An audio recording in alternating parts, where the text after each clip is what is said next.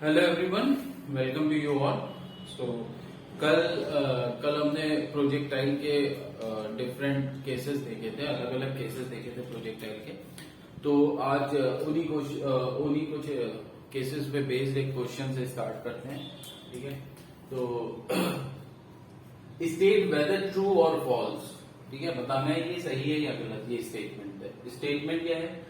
The two particles projected at some angles from the same height, ठीक है, from the same height with the same speed। मतलब दो particles हैं जिसको आपने कुछ एक सर्टेन हाइट से, एक इस पार्टिकल को और एक इस पार्टिकल को, दोनों को कुछ एंगल पे फेंका है। तो सपोज कल हमने एक एग्जांपल लिया था, एक एंगल था जो हॉरिजॉन्टल से फेंका था u स्पीड से, थीटा एंगल हॉरिजॉन्टल से एंड ऊपर की तरफ फेंका था, और एक लिया था फिर थीटा फ्रॉम द हॉरिजॉन्टल से एंगल बना रहा था और नीचे की तरफ फेंका था।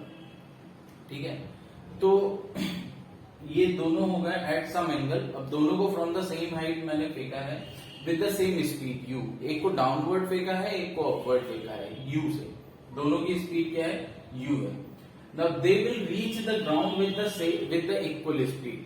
तो अब ये दोनों जब जाके ग्राउंड को हिट करेंगे, ये दोनों जब जाके ग्राउंड को अलग अलग टाइम पे करेंगे हिट, क्योंकि देखिए यहां पर initial velocity in vertical direction दूसरी हो जाएगी और यहां पर initial velocity in vertical direction upward है।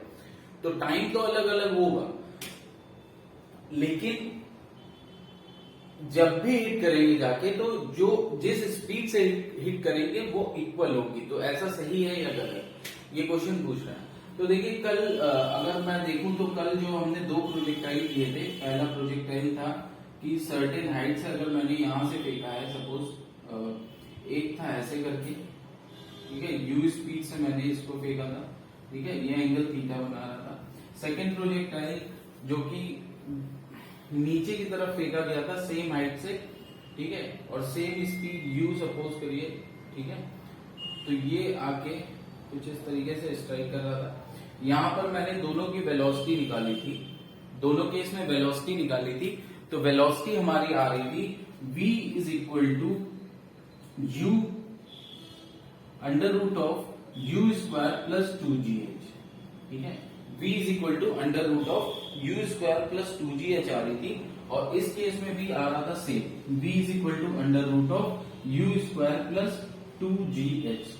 अब ये कह रहा है कि आपने सेम हाइट रखी है, सेम हाइट रखी है और डिफरेंट सेम स्पीड है, बट एंगल कुछ भी हो सकता है, जरूरी नहीं कि ये थीटा ही हो। ठीक है, ये थीटा डैश कुछ दूसरा एंगल भी हो सकता है। ठीक है, सेम एंगल जरूरी नहीं है कि ये सेम एंगल हो। ठीक है, तो फाइनली जो हमारी वेलोसिटी आती है जिससे ये ग्राउंड पे दोनों प्रोजेक्टाइल पहुंच रहे हैं, ग्राउंड को हिट कर रहे हैं जाके, तो ये वेलोसिटी हमारी क्या आती है? सिर्फ और सिर्फ u और h पे डिपेंड करती है। ठीक है, थीटा पे डिपेंड करती नहीं है। ठीक है, तो u और h अगर आपने सेम कर दिया तो ऑब्वियसली ये जाके जब भी स्ट्राइक करेंगे तो सेम वेलोसिटी से स्ट्राइक करेंगे। ठीक है, तो ये जो स्टेटमेंट है दिस इज ट्रू। ठीक है, ये कथन सत्य है। ठीक है,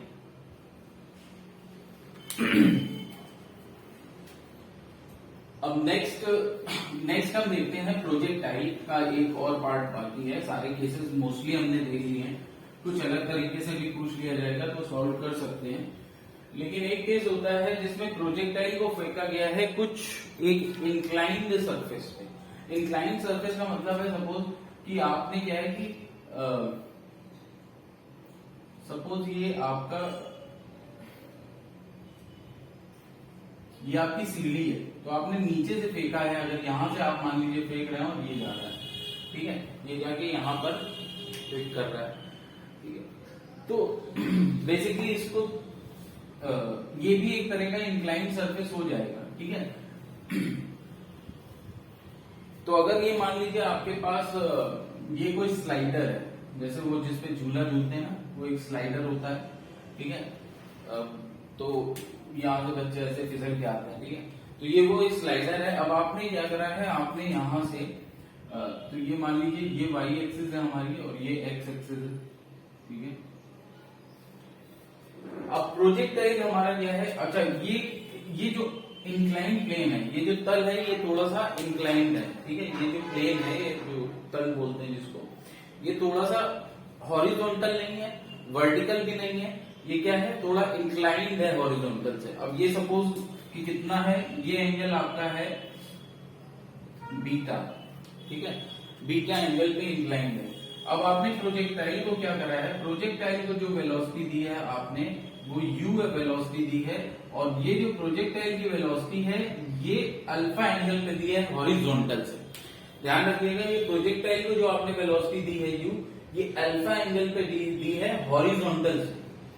बीटा एंगल है जो ये प्लेन है, ये इंक्लाइंड प्लेन है, ये जो तल है ये टेढ़ा, आई मीन थोड़ा सा जो है ये सीधा ना होके, ये हॉरिजॉन्टल ना होके, ये क्या है, ये थोड़ा सा इंक्लाइन है, ठीक है।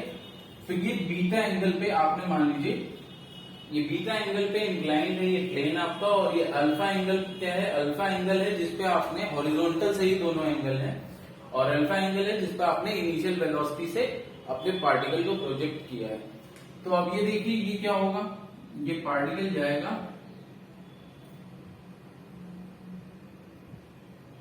ये पार्टिकल अब जो है प्रोजेक्टाइल मोशन करेगा कहां पर, प्रोजेक्टाइल मोशन करेगा आपका इस इंक्लाइन प्लेन पे। प्रोजेक्टाइल मोशन अब इस पार्टिकल का होगा इस इंक्लाइन प्लेन पे, ठीक है। तो देखिए अब इस केस में क्या होगा, इस केस में एक्सीलरेशन ड्यू टू ग्रेविटी, ये तो डाउनवर्ड लगता है, ठीक है। एक्सीलरेशन ड्यू टू ग्रेविटी जो है ये तो नीचे की तरफ लगता है, ठीक है। एक्सीलरेशन ड्यू टू ग्रेविटी नीचे की तरफ लगता है, ठीक है।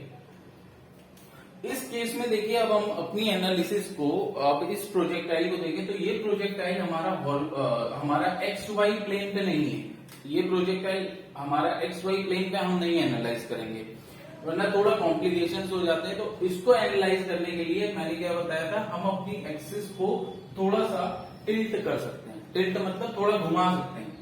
अपनी एक्सिस जो ये कोऑर्डिनेट सिस्टम है एक्स वाई, इन दोनों को थोड़ा सा घुमा देंगे, ऐसे घुमाएंगे कि हमारा जो नया कोऑर्डिनेट सिस्टम आएगा, जो हमारा नया कोऑर्डिनेट सिस्टम आएगा उसका ओरिजिन तो सेम रहेगा, ठीक है। इसको बस, ये अगर कोऑर्डिनेट है तो इसको ऐसे करके हम कोऑर्डिनेट सिस्टम को थोड़ा सा घुमा देंगे, तो उसका ओरिजिन तो सेम रहेगा, लेकिन अब जो नई एक्स एक्सिस आएगी,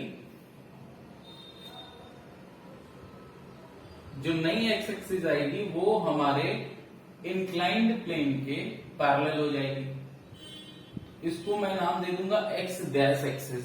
ये कौन सी एक्सिस होगी, एक्स डैश। जो नई एक्सिस आई वो इंक्लाइंड प्लेन के पैरेलल होगी, इसका नाम मैंने दे दिया एक्स डैश एक्सिस। अब जो इसके परपेंडिकुलर वाई वाली एक्सिस थी वो अब एक्स डैश के परपेंडिकुलर हो जाएगी, और वो उसका मैंने नाम दे दिया है वाई डैश एक्सिस, ठीक है। अब हम इस प्रोजेक्टाइल को देखिए, पहले हम लोग क्या करते थे, जो नॉर्मल प्रोजेक्टाइल होता था उसको दो पार्ट्स में डिवाइड कर लेते थे। हॉरिजॉन्टल मोशन जो कि एक्स एक्सिस के अलोंग होता था, एक्स एक्सिस की तरफ होता था, और वर्टिकल मोशन जो कि वाई एक्सिस के अलोंग होता था, ठीक है। अब हमारा जो रेड वाला प्रोजेक्टाइल है, जो कि प्रोजेक्टाइल बेसिकली ये कौन सा प्रोजेक्टाइल है, ये है projectile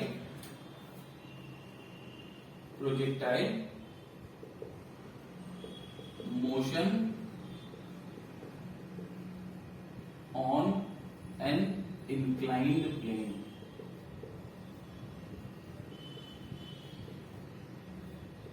projectile motion on an inclined plane. अब ये वाला जो हमारा प्रोजेक्टाइल है, ये प्रोजेक्टाइल देखिए, ये प्रोजेक्टाइल आपके जो इंक्लाइन प्लेन पे है, इसकी एनालिसिस के लिए, रेड वाला प्रोजेक्टाइल, इसकी एनालिसिस के लिए हम इसको दो पार्ट में डिवाइड करेंगे, क्योंकि हम देख सकते हैं कि इस पार्ट में पार्टिकल जो है जो कि रेड पाथ को फॉलो कर रहा है, जो रेड पाथ पे जा रहा है, वो देखिए दो डायरेक्शन में अपना डिस्प्लेसमेंट हो रहा है उसका। दो डायरेक्शन कौन कौन सा आप लेंगे, एक तो एक्स डैश एक्सिस के अलोंग, और एक देखिए वाई डैश एक्सिस के अलोंग, मतलब एक parallel to the incline plane और एक perpendicular to the inclined plane. तो ये दो मोशन हो रहे हैं। तो हम इसको डिवाइड करेंगे किसमें, parallel to the inclined plane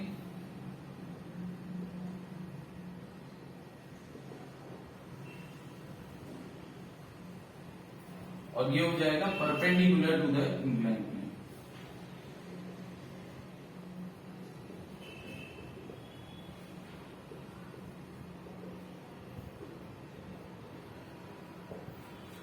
parallel to the inclined plane क्या हो गया, ब्रैकेट में मैं लिख रहा हूं along x dash axis, perpendicular to the inclined plane क्या हो गया, अलोंग वाई डैश एक्सिस।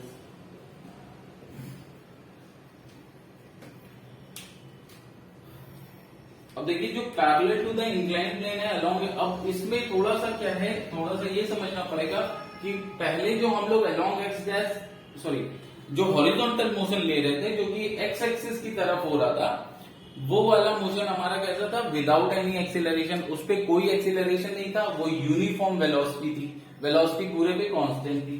लेकिन अब जो हमारा एक्स डैश के अलोंग हो रहा है ना, वो एक्स डैश के अलोंग जो हो रहा है वो हमारा कांस्टेंट वेलोसिटी पे नहीं हो पाएगा।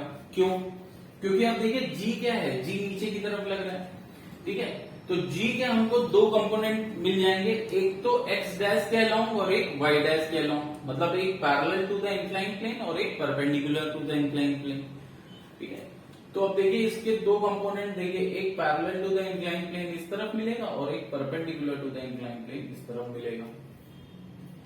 अब देखिए आप ये समझ लीजिए कि अगर ये एंगल बीटा है, ये एंगल बीटा है, ठीक है, जी आपका देखिए जी ऐसे लग रहा है, ये जी नीचे की तरफ लग रहा था, अगर ये एंगल बीटा है तो ये एंगल क्या होगा, 90 माइनस बीटा, ठीक है, ये एंगल क्या हो जाएगा 90 माइनस बीटा, ठीक है। तो ये बेसिकली ये वाला एंगल जो होगा ये होगा 90 माइनस बीटा, ठीक है। तो ये क्या आ जाएगा, जी 90 माइनस बीटा, जी कॉस 90 माइनस बीटा, तो ये हो जाएगा जी साइन बीटा,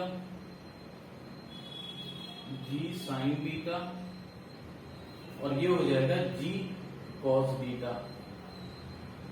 ये जी साइन बीटा और जी कॉस बीटा। अब हमारी एनालिसिस किस एक्सिस पे, किस कोऑर्डिनेट पे हो रही है, एक्स डैश वाई डैश पे।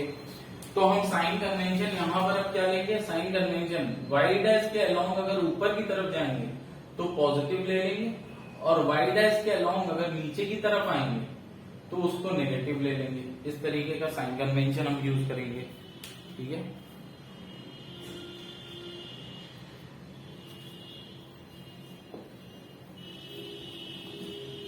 साइन कन्वेंशन है हमारा, वाई डैश के अलोंग अगर हम ऊपर की तरफ जाएंगे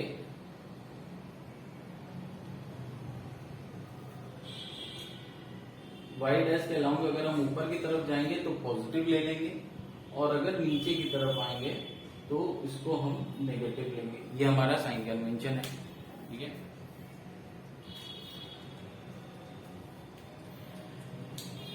अब देखिए parallel to the inclined plane जो एक्स एक्सिस के अलोंग जो हो रहा है मोशन, अब उसमें भी देखिए एक्सीलरेशन क्या है, नीचे की तरफ है, पार्टिकल जा रहा है ऊपर की तरफ, एक्स डैश के अलोंग अगर हम देखें तो पार्टिकल जा रहा है ऊपर की तरफ, और जी साइन बीटा जो एक्सीलरेशन है वो, अच्छा जी भी कांस्टेंट है, साइन बीटा बीटा भी कांस्टेंट है, क्योंकि बीटा क्या है, इस इंक्लाइंड प्लेन का एंगल है, तो ये भी कांस्टेंट एक्सीलरेशन मोशन हो गया।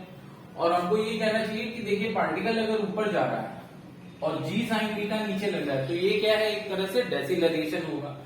चलिए, लेकिन टाइप ऑफ मोशन, डेसिलरेशन भी अगर कांस्टेंट है तो वो किस टाइप ऑफ मोशन में आता है, यूनिफॉर्म एक्सीलरेशन, ठीक है। तो अब दोनों मोशन यूनिफॉर्म एक्सीलरेशन वाले होगा। पहले क्या हो रहा था, कांस्टेंट वेलोसिटी, एक्स एक्सिस के अलोंग जो मोशन हो रहा था हमारा, जो बेसिक जो सबसे पहले वाला हमने, या फिर बाकी जो भी प्रोजेक्टाइल हमने पढ़ा है, तो जो हॉरिजॉन्टल डायरेक्शन में मोशन था अलोंग एक्स एक्सिस, वो क्या था, यूनिफॉर्म वेलोसिटी था। बट यहां पर क्या है, अलोंग एक्स डैश एक्सिस भी यूनिफॉर्म क्या हो गया, यूनिफॉर्म एक्सेलरेशन मोशन हो गया, ये भी यूनिफॉर्म एक्सेलरेटेड मोशन हो गया, दोनों यूनिफॉर्म एक्सेलरेशन हो गया।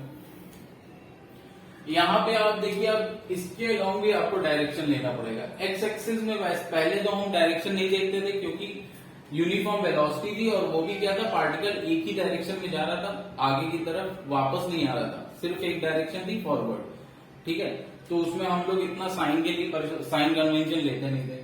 लेकिन अब जब एक्स डैश एक्सिस के अलोंग देख रहे हैं तो देख रहे हैं कि एक्सेलरेशन नीचे की तरफ लग रहा है और वेलोसिटी की डायरेक्शन इस तरफ है फिलहाल। ठीक है,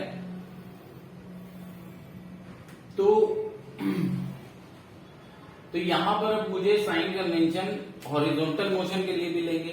तो अगर मैं साइन कन्वेंशन देखिए, एक्स एक्सिस के along x positive x dash axis की तरफ आप जाएंगे तो इसको हम पॉजिटिव ले लेंगे,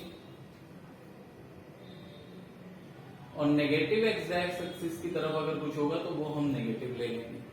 ठीक है, तो साइन कन्वेंशन यहां पर क्या यूज करेंगे, साइन कन्वेंशन अगर मैं यहां पर लिख दूं तो साइन कन्वेंशन हमारा होगा पॉजिटिव एक्स डैश एक्सिस की तरफ जो है वो हम वैल्यूज को पॉजिटिव लेंगे और अपोजिट साइड में हम लोग नेगेटिव लेंगे। ठीक है, वैसे ही अगर यहां पर देखें तो पॉजिटिव वाई डैश एक्सिस की तरफ, ये इसको वर्टिकली बना लीजिए, तो वाई डैश एक्सिस की तरफ ये प्लस वाई डैश है, तो इस तरफ जो भी जाएगा वो पॉजिटिव ले लेंगे और डाउनवर्ड जो भी होगा उसको हम नेगेटिव ले लेंगे। नीचे की तरफ जो भी होगा उसको हम नेगेटिव ले लेंगे।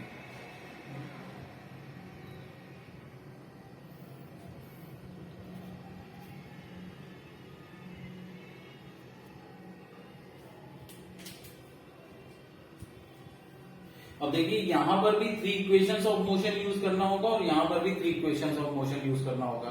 ठीक है, और फिर हम धीरे धीरे ऐसे ही टाइम ऑफ फ्लाइट और सब कुछ निकालेंगे, तो वो अब देखते हैं। ठीक है, बेसिकली ये समझ में आ गया कि हमको कौन कौन सा एक्सेलरेशन हो रहा है along x dash axis, along y dash axis, और अब हमको उस पर काम करना है। तो सबसे पहले हम लोग करते हैं टाइम ऑफ फ्लाइट।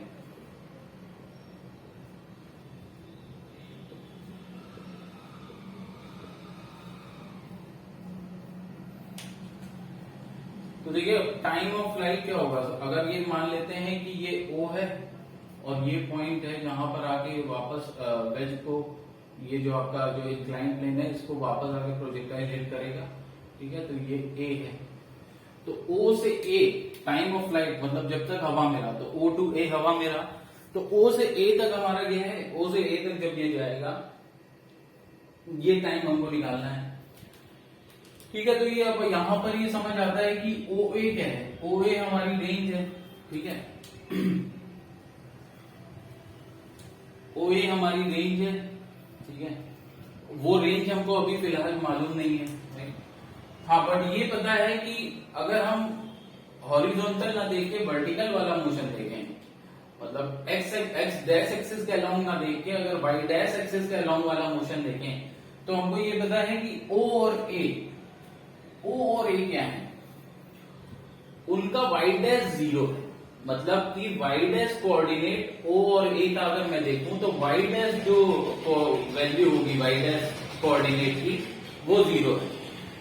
मतलब अगर मैं थोड़ी देर के लिए, अब क्या बात करूं, थोड़ी देर के लिए अलोंग द वाई डैश अगर मैं डिस्प्लेसमेंट देखूं, वाई डैश के अलोंग अगर मैं डिस्प्लेसमेंट देखूं, जब पार्टिकल एक बार O पे है, O से A तक मोशन हो रहा है, तो फाइनल पोजीशन और initial position along the y dash same है।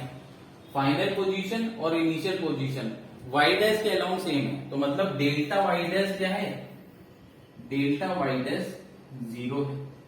ठीक है, टाइम ऑफ फ्लाइट हम निकालना है, तो हमारा पॉइंट ऑफ किन पॉइंट्स पे कंसीडर करना है, वो है O से A तक जाने में, तो डेल्टा वाई डैश 0। अब डेल्टा वाई डैश, अब देखिए यहां पर हम vertical motion along y dash हम कंसीडर करेंगे, मोशन अलोंग वाई डैश को कंसीडर करेंगे, और उसके लिए हम मानेंगे जो सेकेंड इक्वेशन ऑफ मोशन है उसको कैसे लिखेंगे, देखिए S Y dash, S is equal to U T, तो U Y dash T plus half ए वाई डैश टी स्क्वायर, ठीक है, यू टी प्लस हाफ ए वाई डैश टी स्क्वायर, ठीक है, ये यूज करेंगे। अब देखिए वैल्यूज कैसे रखेंगे, तो देखिए एस वाई डैश क्या है, एस वाई डैश मतलब ओ और ए के बीच में देखें तो वाई डैश के अलाउंग डिस्प्लेसमेंट, वाई डैश के अलाउंग डिस्प्लेसमेंट 0 है, ठीक है। यू वाई डैश क्या है, यू वाई डैश देखिए ये यू है, ये यू है, ये एंगल अल्फा था एक्स एक्सिस के साथ, और ये बीटा है, बीटा है किसके साथ, बीटा है ये इंक्लाइन प्लेन का एंगल। तो देखिए अगर मैं एक्स डैश एक्सिस के साथ देखूं तो एक्स डैश एक्सिस के साथ एंगल ये है थीटा, और जहां पर थीटा किसके बराबर हो जाएगा, अल्फा माइनस बीटा, थीटा किसके बराबर हो जाएगा, अल्फा माइनस बीटा के बराबर, थीटा हो जाएगा आपका अल्फा माइनस बीटा के बराबर। तो अब यहां पर अगर मैं देखूं तो ये देखिए एस वाई डैश आपका 0 हो गया, यू वाई डैश क्या होगा, यू वाई डैश, तो यू वाई डैश देखिए ये होगा, तो ये हो जाएगा यू साइन थीटा, थीटा देखिए अल्फा माइनस बीटा है, तो यू साइन थीटा। अच्छा यहीं पर अगर मैं यू एक्स देख लू, यू एक्स डैश, तो यू एक्स डैश क्या हो जाएगा, ये आपका है u Y dash, u x dash मैं यहां पर लिख दे रहा हूं, यू एक्स डैश आपका मतलब इनिशियल वेलोसिटी जो u है उसका कंपोनेंट x डैश की डायरेक्शन में अलोंग द x डैश रहना चाहिए, वो क्या होगा u cos थीटा, जहां पर थीटा क्या है अल्फा माइनस बीटा। अब देखिए किस डायरेक्शन में हमारे साइन कन्वेंशन के हिसाब से, देखिए u cos theta, u x dash इस डायरेक्शन में है और u y डैश इस डायरेक्शन में है, हमको u y डैश देखना है, तो साइन कन्वेंशन के हिसाब से प्लस पॉजिटिव होगा हमारा u y डैश। तो जब एरो साइन हटाएंगे तो हमको क्या लिखना होगा, मैग्नीट्यूड एंड डायरेक्शन दोनों को, तो डायरेक्शन के लिए हम पॉजिटिव साइन के साथ लिखेंगे, प्लस प्लस का यू वाई डैश क्या हो जाएगा, you sine theta into t, ठीक है, प्लस हाफ। अब देखिए ए वाई डैश, अगर ये आप वेक्टर हटाएंगे, वेक्टर साइन जो एरो है इसको अगर हटाएंगे तो देखिए ए वाई डैश की वैल्यू भी रखनी होगी और डायरेक्शन के साथ रखना होगा, ठीक है। तो वैल्यू देखिए क्या है, ए वाई डैश, वाई डैश के अलाउंग, वाई डैश के अलाउंग जो वाई डैश के अलाउंग जो हमारा ये लग रहा है एक्सेलरेशन वो है जी कॉस बीटा, डायरेक्शन है डाउनवर्ड, तो देखिए साइन कन्वेंशन के हिसाब से हमारा नेगेटिव आ जाएगा, ठीक है, तो माइनस जी कॉस बीटा, माइनस जी cos beta into T square, ठीक है। अब ये देखिए अगर हम टाइम ऑफ फ्लाइट जो है कैपिटल टी से अगर डिनोट कर रहे हैं, time of flight capital T से अगर डिनोट कर रहे हैं तो यहाँ पे टी की जगह आप कैपिटल टी फिलहाल रख दीजिए,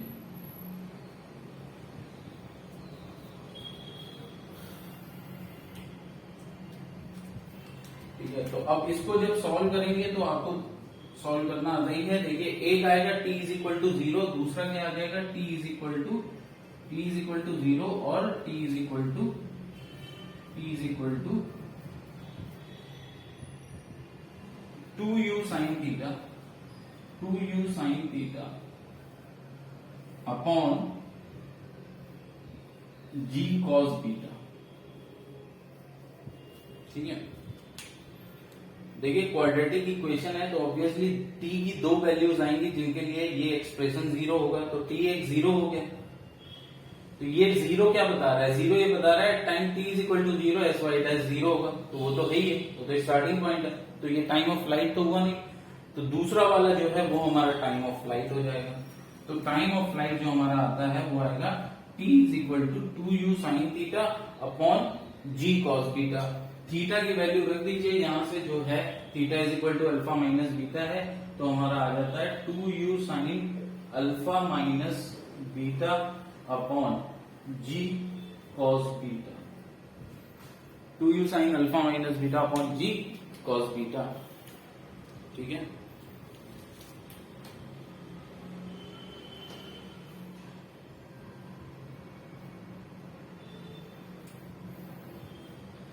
देखिए एक बार जब टाइम ऑफ फ्लाइट हमारा आ जाता है तो हम नेक्स्ट क्या करते हैं, नेक्स्ट निकालते हैं रेंज।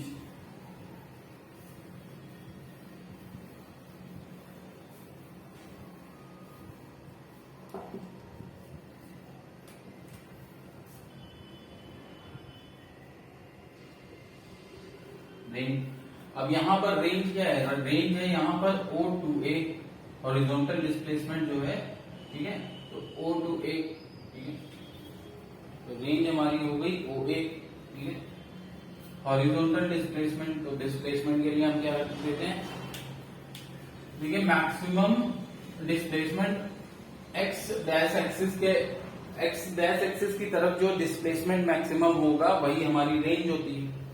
अब रेंज निकालने के लिए देखिए हमको पहले क्या करते थे, रेंज निकालने के लिए जो भी हमारा टाइम ऑफ फ्लाइट आता था उसको यूएक्स से मल्टीप्लाई कर देते थे। क्यों, क्योंकि वहां पर वेलोसिटी कांस्टेंट होती थी एक्स एक्सिस के अलोंग, तो हम जो इक्वेशन जो गवर्न करती थी वो होती थी s is equal to v t. But यहां पर क्या है, यहां पर अब along the x dash axis जो मोशन हो रहा है वो कैसा है, वो भी कांस्टेंट एक्सीलरेशन मोशन है। और जब भी एक्सीलरेशन कांस्टेंट होता है तो हम लोग कौन सी इक्वेशन यूज करते हैं, 3 इक्वेशंस ऑफ मोशन। अब 3 इक्वेशंस ऑफ मोशन अगर हम यूज करें और हमको निकालना क्या है, डिस्प्लेसमेंट। कौन सा displacement, displacement along the x dash axis, तो हमको डेल्टा एक्स डैश निकालना है, एक तरह से हम कह सकते हैं डेल्टा एक्स डैश निकालना है। तो अब देखिए क्या होगा, मैं लिख सकता हूं कौन सी सेकंड इक्वेशन यूज करूंगा, एस एक्स डैश मतलब displacement along x dash axis is equal to U T, तो यहां पे u x dash T plus half a x dash T square.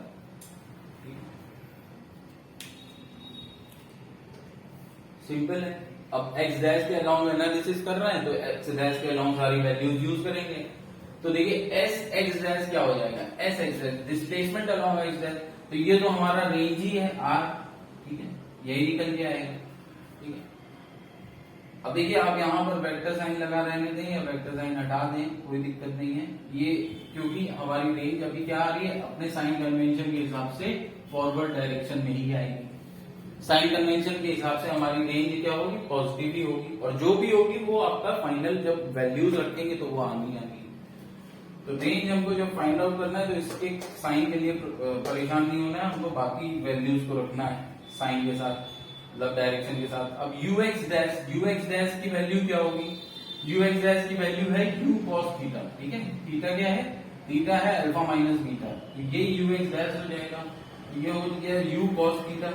अच्छा, अकॉर्डिंग टू साइन कन्वेंशन जो हमने लिया है वो देखिए यूएक्स डैश इस तरफ है और साइन कन्वेंशन हमने इस तरफ के लिए पॉजिटिव लिया है, तो ये हो जाएगा u cos theta, positive sign के साथ आप लिखोगे इनटू t। अब ये t क्या है, t हमारा टाइम ऑफ फ्लाइट है, तो हम उसके लिए कैपिटल T लिख दे रहे हैं, प्लस हाफ। अब ए एक्स डैश देखिए क्या है, ए एक्स डैश, एक्स डैश के अलोंग जो हमारा मतलब वो कंपोनेंट एक्सीलरेशन का जो पैरेलल है एक्स डैश एक्सिस के, तो parallel to x dash axis कौन सा कंपोनेंट है एक्सीलरेशन का, वो है जी साइन बीटा। डायरेक्शन देखिए नीचे की तरफ है जी साइन बीटा की, तो ये नेगेटिव हो जाएगा, ठीक है, तो minus G sine beta into capital T square, ठीक है। थोड़ी देर के लिए अब t को कॉमन ले लीजिए, ठीक है, तो अंदर बचेगा u cos थीटा,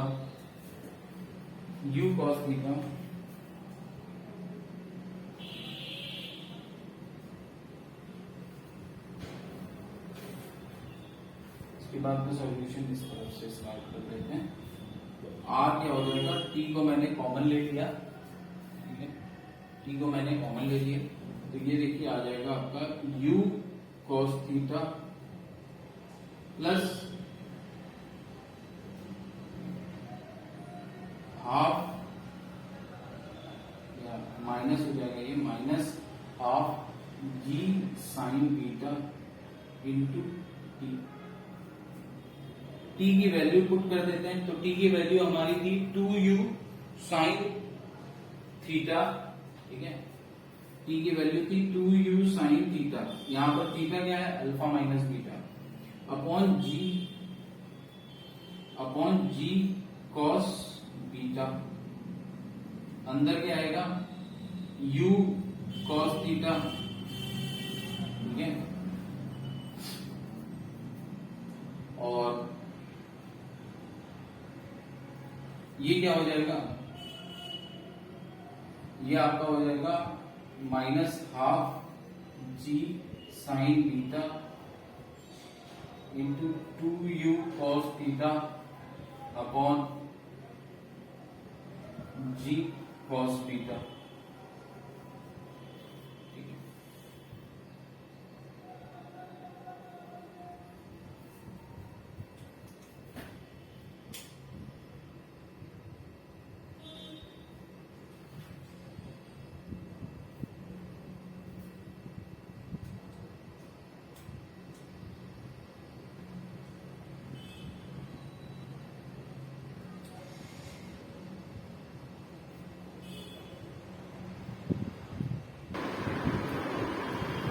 तो अब देखिए यहाँ पर हमने कुछ नहीं टी की वैल्यूज पुट कर दी है, ये टी की वैल्यू आई 2u sine theta by ji cos theta, फिर यहाँ पर टी पुट कर दिया 2, ये साइन थीटा होगा 2u sine theta by ji cos theta, ठीक है। देखिए ये जी कैंसिल हो जाएगा, ये 2 कैंसिल हो जाएगा, ये u ये फिर से u कॉमन आ जाएगा, बाहर आ जाएगा, तो बाहर हो जाएगा 2u square sine theta upon जी कॉस थीटा, अंदर बचेगा आपका cos theta minus sine theta upon cos theta.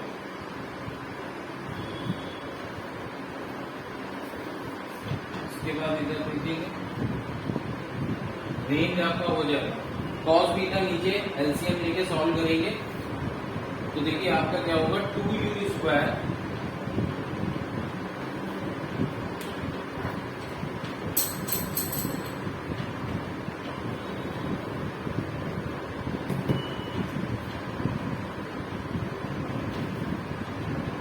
Range यहां से आ जाएगा 2u square sine theta upon जी कॉस बीटा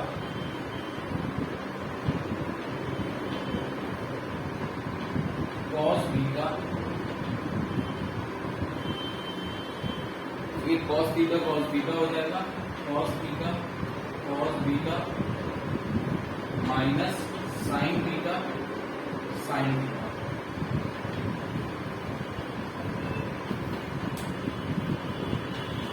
देखिए कॉस बीटा बाहर ले आएंगे और ये देखिए अंदर क्या होगा cos A cos B minus sine A sine B, cos A cos B minus sine A sine B, ये हमारा क्या बनेगा 2u square sine theta upon जी कॉस स्क्वायर बीटा, ये कॉस बीटा बाहर, अंदर है formula cos A cos B minus sine A sine B, ये हो जाता है कॉस ए प्लस बी, तो यहाँ पर ए क्या है theta plus beta, cos A cos B minus sine A sine B. Theta की वैल्यू हम यहाँ पर पुट कर देंगे, थीटा की वैल्यू क्या है अल्फा माइनस बीटा, तो ये देखिए यहाँ पर क्या हो जाएगा, ये हो जाएगा अल्फा माइनस बीटा और यहाँ पर भी क्या हो जाएगा अल्फा माइनस बीटा। तो फाइनल आंसर आपका आ जाएगा range is equal to 2u square sine alpha minus beta cos alpha beta cancel upon ji cos square ये आपका रेंज।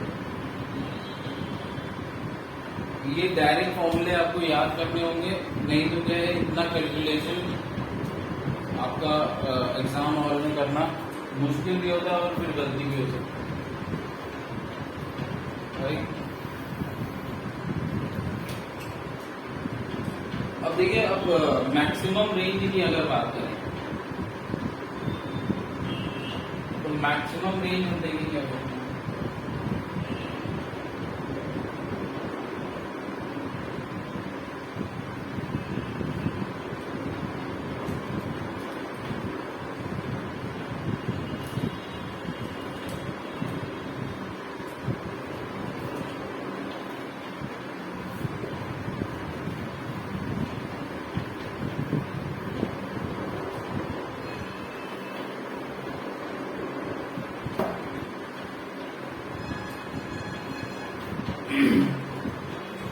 देखिए मैक्सिमम रेंज इस केस में क्या होगा,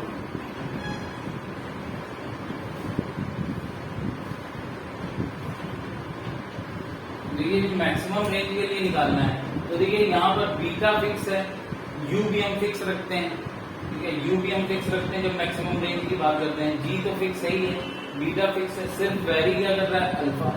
लेकिन अगर इस इक्वेशन से हम देखेंगे तो फिर या तो d r by d alpha, r को अल्फा के रेस्पेक्ट में डिफरेंशिएट करें, उसको पुट करें 0, ठीक है, अल्फा की वहां से वैल्यू आएगी, फिर उसको चेक करेंगे d square r by d alpha में कि लेस देन 0 है कि ग्रेटर देन 0, कैलकुलस मेथड जा सकते हैं। या फिर इसको थोड़ा सा मैनिपुलेट करें इस तरीके से कि अल्फा एक ही तरफ रह जाए, या तो साइन के साथ रह जाए या कॉस के साथ रह जाए, क्योंकि हमको पता है साइन की मैक्सिमम वैल्यू 1 होती है और अल्फा अगर किसी एक के साथ होगा तो हम उसकी वैल्यू मैक्सिमम रख के अल्फा की वैल्यू निकाल देते हैं, ठीक है। तो वही कुछ मैनिपुलेशन करेंगे। तो यहाँ पर देखिए आप u square by ji cos square beta को मैं अलग लिख सकता हूँ, u square by ji cos square beta को मैं अलग लिख सकता हूँ। बाकी क्या बचेगा मेरे पास, बाकी बचेगा 2 sine alpha minus beta cos alpha, 2 sine alpha minus beta cos alpha, ठीक है।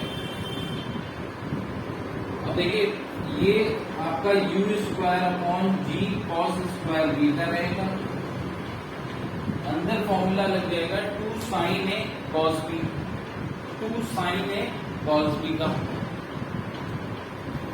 2 साइन ए कॉस बी क्या होता है, sine A plus B plus sine A minus B, तो ये हो जाएगा sign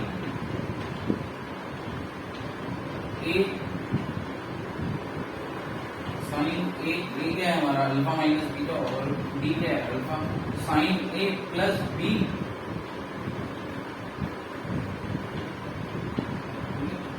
plus sine A minus B, plus sine A minus B करेंगे तो आपका क्या बचेगा alpha minus beta minus alpha, alpha minus beta minus alpha, ठीक है, alpha minus beta minus alpha. कुछ नहीं, बस आर को इस तरीके से मैनिपुलेट किया ताकि अल्फा जो है हमारा अल्फा जो कि वेरी कर रहा है वो किसी एक ही ट्रिग्नोमेट्रिक फंक्शन के साथ हो जाए। उसके बाद फायदा ये होगा कि उस ट्रिग्नोमेट्रिक फंक्शन को हम, क्योंकि उनको पता है साइन और कॉस ये 2 ट्रिग्नोमेट्रिक फंक्शन है जिनकी मैक्सिमम वैल्यू 1 हो सकती है। यहां से हमको अगर निकालना होता तो कैलकुलस मेथड से जाना होता है, इसलिए ये मैनिपुलेशन करके डायरेक्टली उसको वैल्यू 1 पुट करके हम आंसर निकालेंगे। तो देखिए अब यहाँ से alpha minus beta minus alpha, तो ये कैंसिल हो जाएगा, अल्फा अल्फा कैंसिल हो जाएगा, तो साइन माइनस बीटा ये क्या हो जाएगा माइनस साइन बीटा। तो बेसिकली आपका आर क्या आ जाएगा, आपका आर आ जाएगा, और यहाँ से ये तो आर आपका जो फाइनल आ रहा है वो देखिए क्या आ रहा है, आर इज इक्वल टू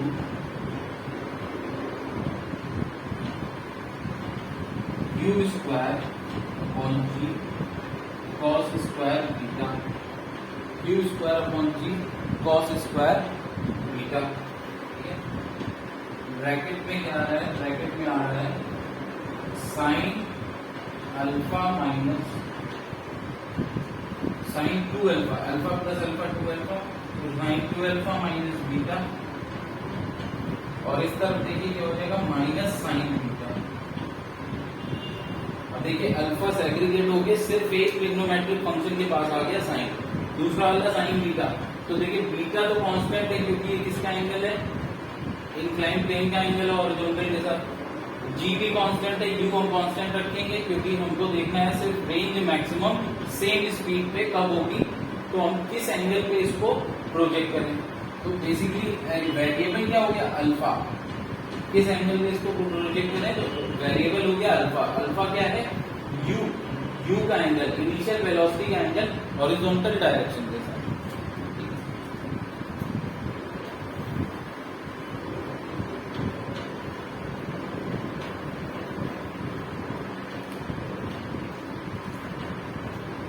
देखिए फॉर आर मैक्स,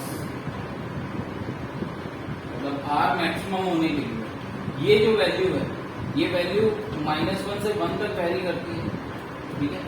तो यहाँ पर अभी अगर मैं देखूं तो अल्फा हम जनरली क्या रखेंगे लेस देन 90 डिग्री, तो ये वैल्यू क्या है हमारी 0 से 1 वैरी करेगी, ठीक है। तो आर मैक्स के लिए साइन 2 अल्फा माइनस बीटा, इसकी वैल्यू शुड बी मैक्सिमम, इसकी वैल्यू भी मैक्सिमम होनी चाहिए। अब किसी भी साइन फंक्शन की मैक्सिमम वैल्यू क्या हो सकती है 1, ठीक है। किसी भी साइन फंक्शन की मैक्सिमम वैल्यू क्या हो सकती है 1 हो सकती है, और ये 1 कब होती है, ये होती है साइन 90 पे, ये होती है साइन 90 पे।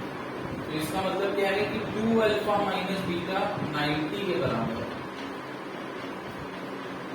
2 अल्फा माइनस बीटा क्या है 90 के बराबर होगा, और अल्फा किसके बराबर हो जाएगा, अल्फा हो जाएगा 45 plus beta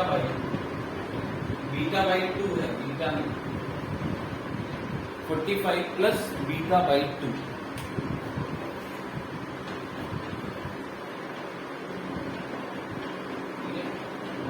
45 plus beta by 2। Beta by 2 याद रखिएगा क्यों, क्योंकि लोग गलती ये कर देते हैं कि जनरली अगर मैं एक्स जो नॉर्मल हमारा होता है प्रोजेक्टाइल जो कि ग्राउंड से फेंका जाता है, उसमें आर मैक्स के लिए एंगल आता है 45, तो अब ये क्या कर देते हैं लोग कि ये वेज जो है या ये जो इंक्लाइन प्लेन है ये बीटा एंगल पे है, तो इसके लिए आर मैक्स के लिए क्या कर देते हैं बीटा प्लस 45, ठीक है। तो वो नहीं है, क्या है बीटा बाई 2 प्लस 55, ठीक है। यहाँ पे मिस्टेक नहीं होनी है। और मैक्सिमम वैल्यू अब होगी क्या, तो यही अल्फा की जगह हम 45 प्लस बीटा बाई 2 अगर रख दें, तो देखिए sine 2 basically sine 2 alpha minus beta की जगह हमको क्या रखना है 1 रख देना है।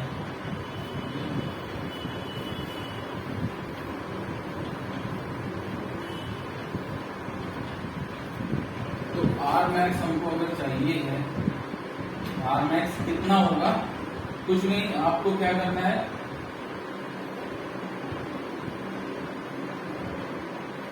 साइन 2 अल्फा माइनस बीटा की जगह क्या रख देना है 1, तो ये देखिए 1 माइनस साइन बीटा आ जाएगा न्यूमरेटर में, और नीचे क्या है जी कॉस स्क्वायर बीटा, ठीक है। अब देखिए ये you square 1 minus sine beta, और नीचे क्या है जी कॉस स्क्वायर बीटा को हम क्या लिख सकते हैं, कॉस स्क्वायर बीटा के लिए हम लिख देंगे 1 minus sine square beta, 1 minus sine square beta. 1 minus sine square beta को हम ओपन करके क्या लिख सकते हैं, 1 माइनस साइन स्क्वायर बीटा को मैं ओपन करके लिख सकता हूँ 1 minus sine beta into 1 plus sine beta, A square minus B square formula रखते हैं, ये कैंसिल हो जाएगा 1 minus sine beta 1 minus sine beta cut जाएगा, और आपका जो आर मैक्स आएगा वो होगा U square upon G 1 plus sine beta. Direct फॉर्मूले आपको रखने हैं, क्वेश्चन आता है कोई अलग से सॉल्यूशन नहीं करना पड़ेगा, हाँ, बस क्वेश्चन को मैच कर लीजिएगा कि क्या अल्फा क्या है, वहां पर बीटा दिया गया है कि अल्फा दिया गया है कि बीटा दिया है।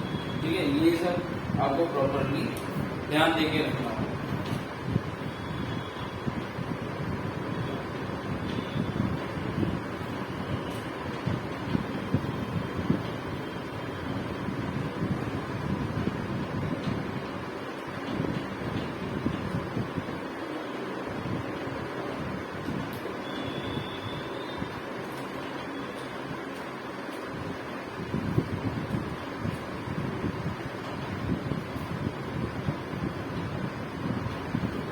बात करते हैं मैक्सिमम हाइट क्या होगी। मैक्सिमम हाइट के लिए हमको देखना होगा, ठीक है।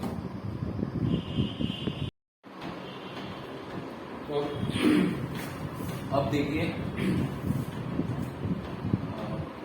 हाइट देखते हैं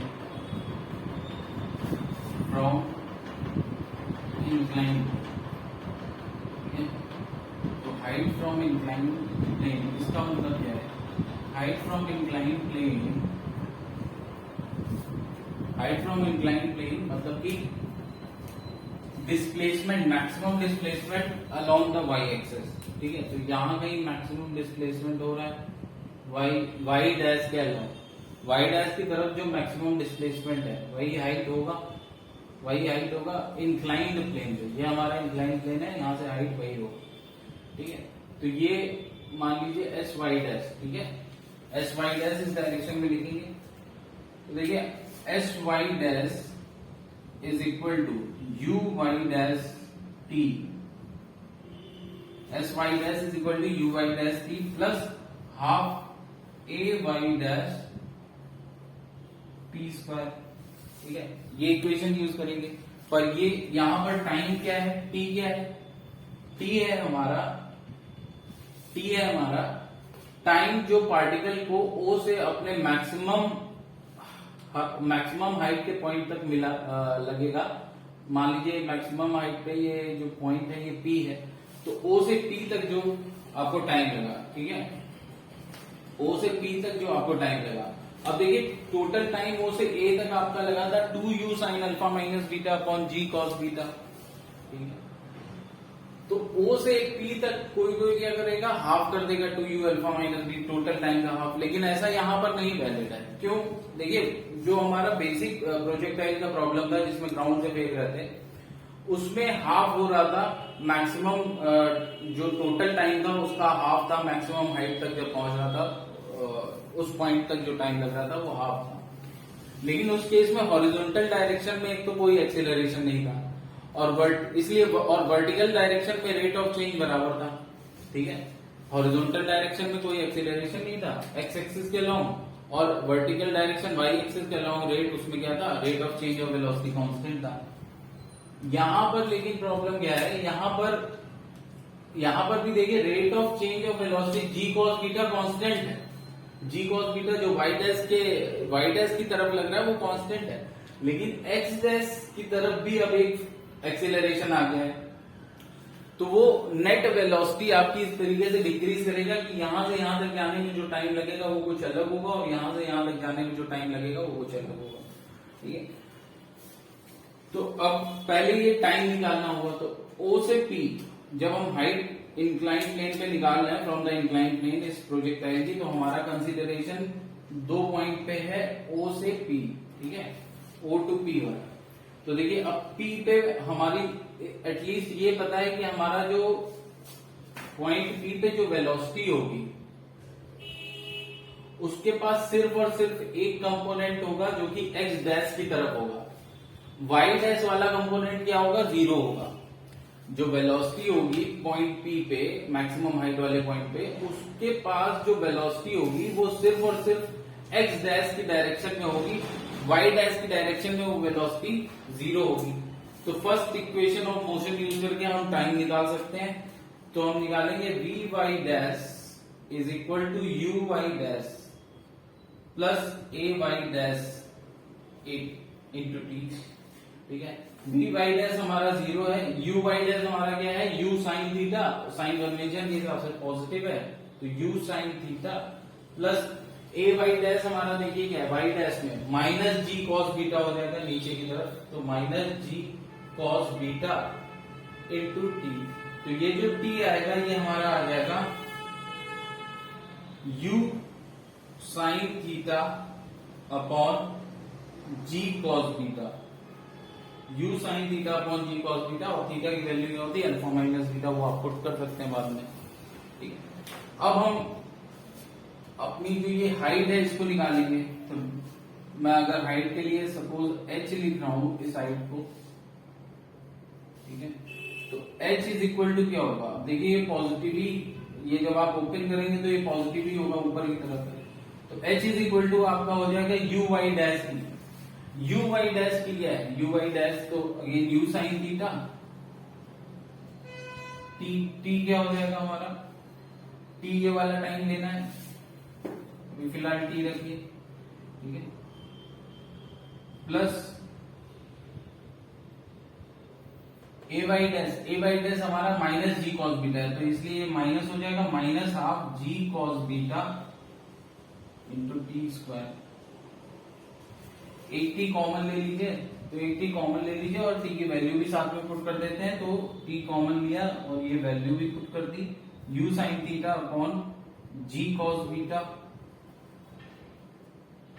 ब्रैकेट में बचेगा यहां पर देखिए U sine theta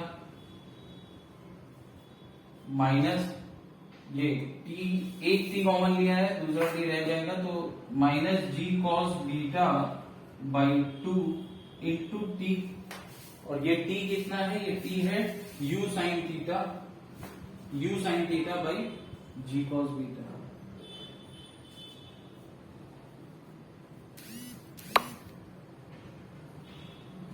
you sine theta by ji cos beta.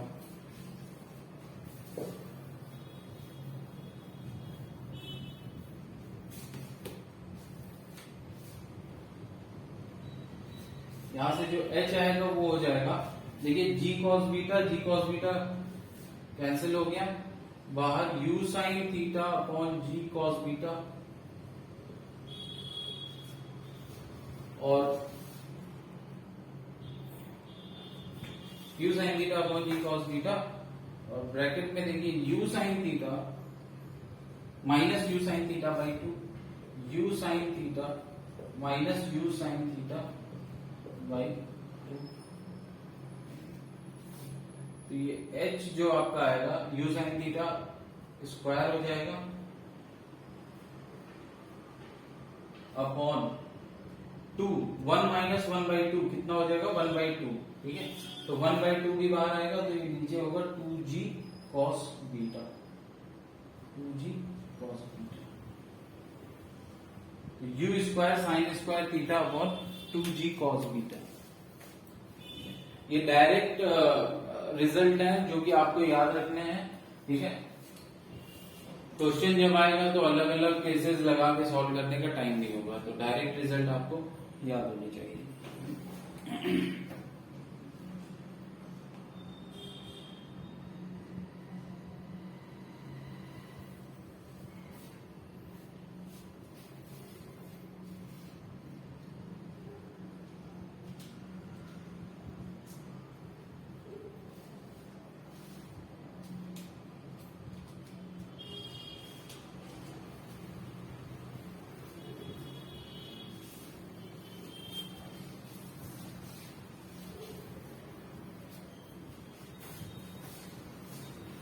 ये क्वेश्चन देख लेते हैं प्रोजेक्ट टाइप पे based.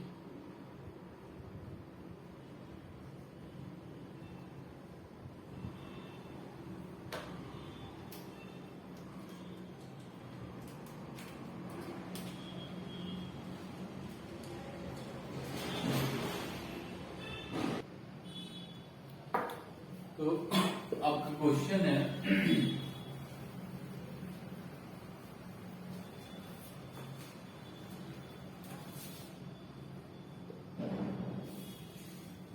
a particle is projected at an angle, particle is projected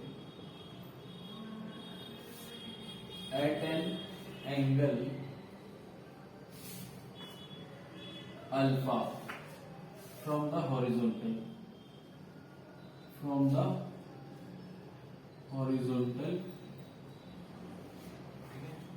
from the horizontal up and down there is a plane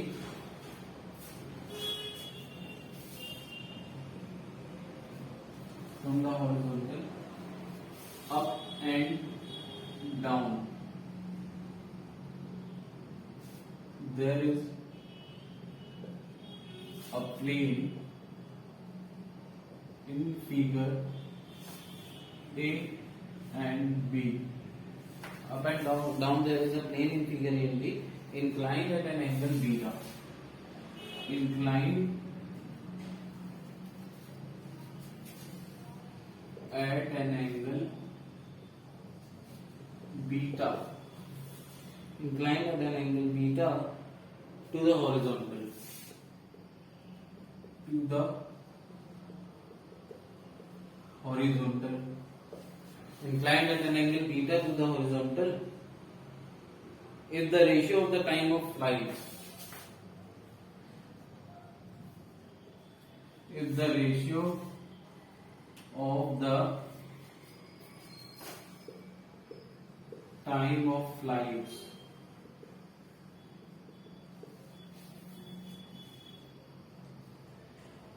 on these plane in case A and case B, on these plane in case A and case B,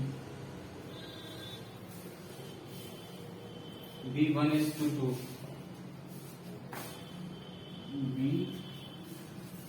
B1 is to 2,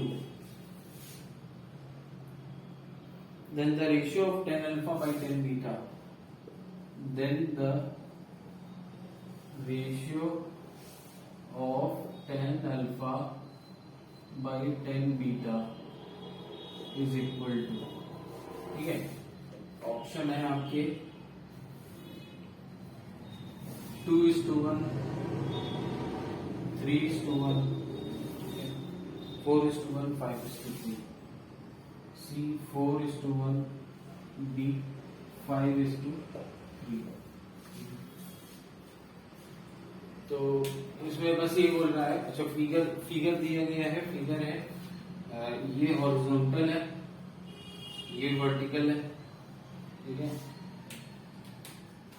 inclined plane है beta angle पे, और आपने u velocity है alpha angle पे, alpha भी from the horizontal है, ठीक है। तो ये फिगर ए हो गया, क्योंकि फिगर ए में क्या लिखा है, अप, ठीक है, फिगर ए में है अप द इंक्लाइन प्लेन, ठीक है, तो ये फिगर ए हो गया, ऊपर की तरफ है इंक्लाइन प्लेन, ठीक है, ये फिगर ए। फिगर बी,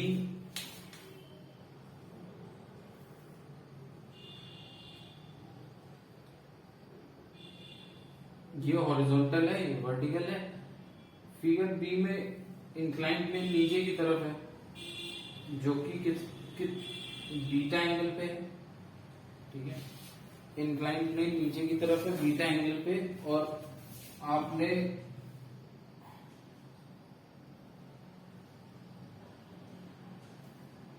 जो प्रोजेक्टाइल आपने फेंका है वो हॉरिजॉन्टल से अल्फा एंगल पे, दोनों हॉरिजॉन्टल से एंगल दिए गए। अब इसमें जो प्रोजेक्टाइल जाएगा वो प्रोजेक्टाइल नहीं, कुछ ऐसे जाएगा,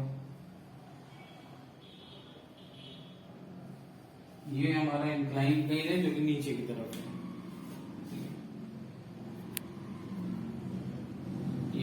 ये इंक्लाइन प्लेन नीचे की तरफ है, ठीक है।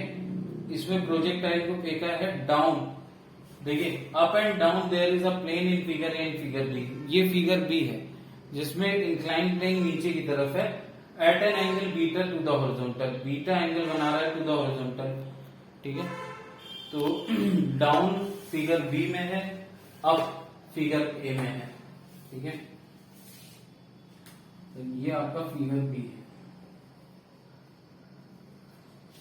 क्वेश्चन है कि if the ratio of the time of flight यहां से यहां तक जाने में, सपोज जो टाइम ऑफ फ्लाइट है वो अगर टी ए है और इसमें जो टाइम ऑफ फ्लाइट है वो अगर टी बी है, तो ratio of the time of flight दिया गया है t s to t B.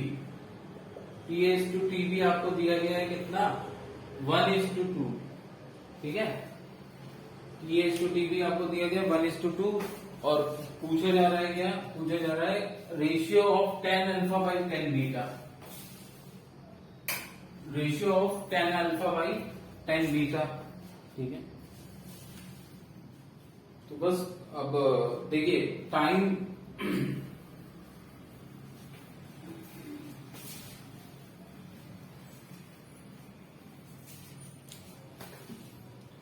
देखिए टीए क्या होगा, अभी हमने सॉल्व किया था ऐसा क्वेश्चन और टीए की वैल्यू हमारी क्या आई थी, टीए की वैल्यू आई थी 2u sine alpha minus beta upon जी कॉस बीटा। ठीक है, और टीबी हमारा आया था, अच्छा बेसिकली आया गया था 2u साइन थीटा अपॉन जी कॉस बीटा। ठीक है, क्या आया था हमारा 2u साइन थीटा अपॉन जी कॉस बीटा, और थीटा क्या होता है, थीटा एंगल होता है जो कि u velocity vector, initial velocity vector किससे बना रहा है, इंक्लाइंड प्लेन से, इंक्लाइंड प्लेन से बना रहा है। तो टीए के केस में देखिए ये थीटा क्या हो जाएगा, अल्फा माइनस बीटा। ठीक है, alpha minus beta. B, figure B में इसके लिए आप अलग से अगर सॉल्व करना चाहते हैं तो जैसे इस केस के लिए सॉल्व किया, इस केस के लिए भी अप्लाई करके आप टीबी निकाल सकते हैं। लेकिन टीबी यहां पर भी क्या होगा, यहां पर भी टीबी जो होगा वो क्या होगा, 2u साइन थीटा अपॉन जी कॉस बीटा। जहां पे थीटा क्या है, थीटा यहां पर एंगल है, एंगल विच जो कि ये जो initial velocity vector, angle between u and जो इनिशियल वेलोसिटी वेक्टर और किसके बीच का एंगल है, इंक्लाइंड प्लेन, u और इंक्लाइंड प्लेन के बीच जो एंगल बन रहा है। ठीक है, u और इंक्लाइंड प्लेन के बीच जो एंगल बन रहा है वो एंगल होता है थीटा। इस केस में फिगर बी में देखिए थीटा क्या हो जाएगा, थीटा हो जाएगा alpha plus beta. Inclined plane से u जो एंगल बना रहा है वो इस केस में हो जाएगा अल्फा प्लस बीटा। ठीक है, तो यहां पर टीबी इसलिए क्या हो जाएगा, टीबी आपका हो जाएगा, टीबी हो जाएगा आपका 2u sine alpha plus beta upon जी cos beta, 2u sine alpha plus beta upon जी कॉस बीटा।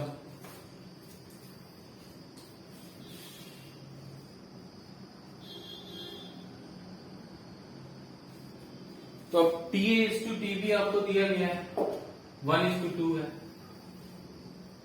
तो TA अपॉन TB आप जब करेंगे तो देखिए क्या होगा, 2u by ji cos beta, 2u by ji cos beta cancel हो जाएगा। ठीक है, TA by TB is equal to 1/2। अब इसमें देखिए जब TA अपॉन TB करेंगे तो 2u अपॉन जी कॉस बीटा और 2u अपॉन जी कॉस बीटा कैंसिल हो जाएगा, बचेगा क्या, sign alpha minus beta upon sine alpha plus beta, ये हो जाएगा आपका 1/2। अब ये इक्वेशन आपकी बन गई। अब बाकी तो ट्रिग्नोमेट्री है पूरा।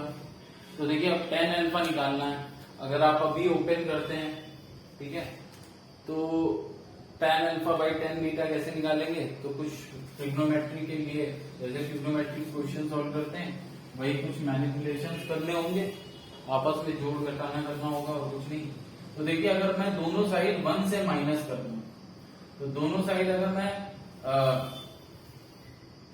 अभी देखिए ऊपर साइन अल्फा साइन बीटा आएगा upon minus cos alpha cos beta. ठीक है, तो अभी फिलहाल मैं प्लस कर दे रहा हूं क्योंकि मैं ऊपर बच जाएगा साइन अल्फा प्लस बीटा, तो 1 plus sine alpha minus beta upon sine alpha plus beta, ये हो जाएगा 1 प्लस 1/2। ठीक है, तो sine alpha plus beta, sine alpha plus beta होगा sine alpha cos beta plus cos alpha sine beta, फिर plus sine alpha minus beta होगा sine alpha cos beta minus cos alpha sine beta. तो देखिए cos alpha sine beta जो numerator में होगा, ऊपर की तरफ जो कॉस अल्फा साइन बीटा होगा वो कैंसिल हो जाएगा, क्योंकि एक तरफ माइनस में आएगा एक तरफ प्लस में। तो ऊपर क्या आ जाएगा, ऊपर आ जाएगा, मैं एक स्टेप आगे जा रहा हूं, तो वो हो जाएगा 2 साइन अल्फा कॉस बीटा, और नीचे क्या बचेगा साइन अल्फा प्लस बीटा, ये किसके बराबर हो जाएगा 3/2। ठीक है, ये 3/2 हो गया।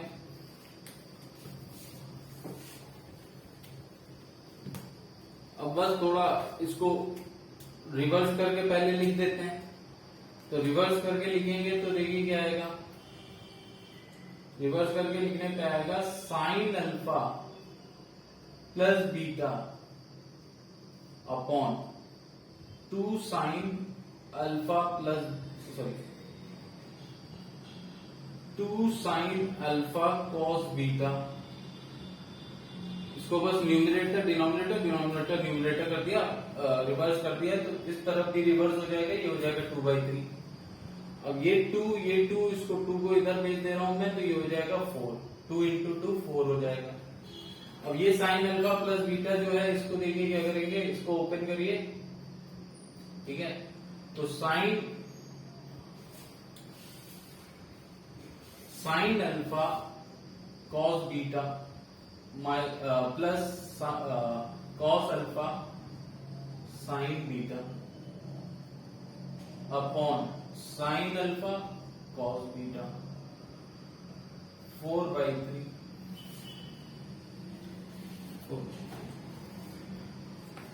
तो देखिए ये -1 कर देंगे दोनों तरफ। ठीक है, तो जो भी ऊपर लिखा है, ठीक है, sine alpha cos beta plus cos alpha sine beta plus upon sine alpha cos beta -1 is equal to 4/3 -1, 4/3 -1।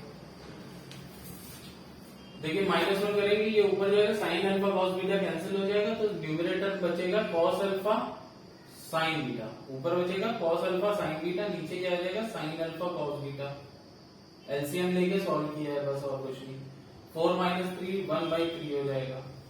ठीक है, अब देखिए ये sine cos alpha upon sine alpha, और ये क्या हो जाएगा sign beta by cos beta, तो ये हो जाएगा tan बीटा। जस्ट इसको आपको समझ आ रहा होगा, रिवर्स करेंगे तो tan alpha by tan beta हमको मिल जाएगा। तो tan alpha by tan beta is equal to क्या हो जाएगा 3/1। रिवर्स करिए, ये साइन अल्फा कॉस बीटा ऊपर चला जाएगा, कॉस अल्फा साइन बीटा नीचे आ जाएगा, इज इक्वल टू 3/1 हो जाएगा। तो sine alpha by cos alpha tan alpha हो गया, और नीचे आ जाएगा cos sine beta by cos beta, वो 1 हो गया। सो आंसर हो गया आपका 3:9।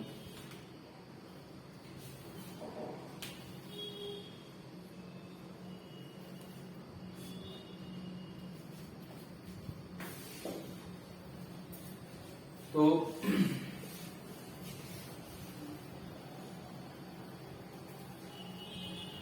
अब देखिए मोशन इन 2 डायमेंशन का एक और एग्जाम्पल है सर्कुलर मोशन, वृत्तीय गति। ठीक है, वो हम जब डायनामिक देखिए अभी न्यूटन्स लॉज ऑफ मोशन के बाद उसका काइनामेटिक्स और डायनामिक्स दोनों एक साथ देखेंगे। मतलब न्यूटन्स लॉज ऑफ मोशन जब हम पढ़ लेंगे, तो जो वृत्तीय गति होती है सर्कुलर मोशन, उसका जो काइनामेटिक्स है, मतलब ये एक्सीलरेशन वेलोसिटी टाइम की स्टडी, और डायनामिक्स मतलब फोर्स बल, जो आपका जो कॉजेज होते हैं, जो कारण होते हैं जिनकी वजह से ये सारा मोशन होता है, जैसे बल हो गया, टॉर्क हो गया, तो वो दोनों वृत्तीय मोशन का एक साथ देखेंगे न्यूटन्स लॉज ऑफ मोशन के बाद। तो अभी नेक्स्ट हमारा आता है रिलेटिव वेलोसिटी।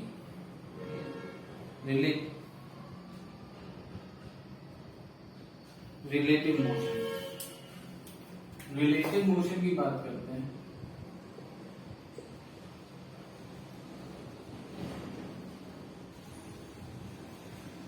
रिलेटिव मोशन होता है सापेक्ष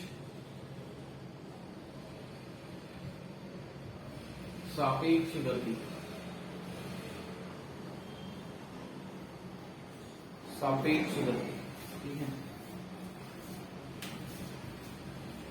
देखिए रिलेटिव मोशन समझने के लिए देखिए ये तो इजी है कि आप खुद ही समझते हैं कि अगर किसी भी बॉडी के मोशन को हम अगर एनालिसिस करें, बॉडी के मोशन को हम अगर स्टडी करें, पढ़ें उसके बारे में, देखें कि कहां से बॉडी कितना टाइम ले रही है, किस वेलोसिटी जा रही है। अगर वो मैं अर्थ पे खड़े होके करता हूँ, स्टेशन मान लीजिए प्लेटफॉर्म पे खड़े होके करता हूँ, तो मुझे कुछ अलग दिखता है। अगर मैं ट्रेन के अंदर बैठ के, जो ट्रेन मूव कर रही है, ठीक है, जो ट्रेन चल रही है, उस ट्रेन के अंदर अगर बैठ के मैं उस मोशन की, सेम ऑब्जेक्ट के मोशन की एनालिसिस करेंगे, ठीक है, तो वो हमको थोड़ा डिफरेंट दिखेगी बजाय उसके कि हम प्लेटफॉर्म से करें, ठीक है।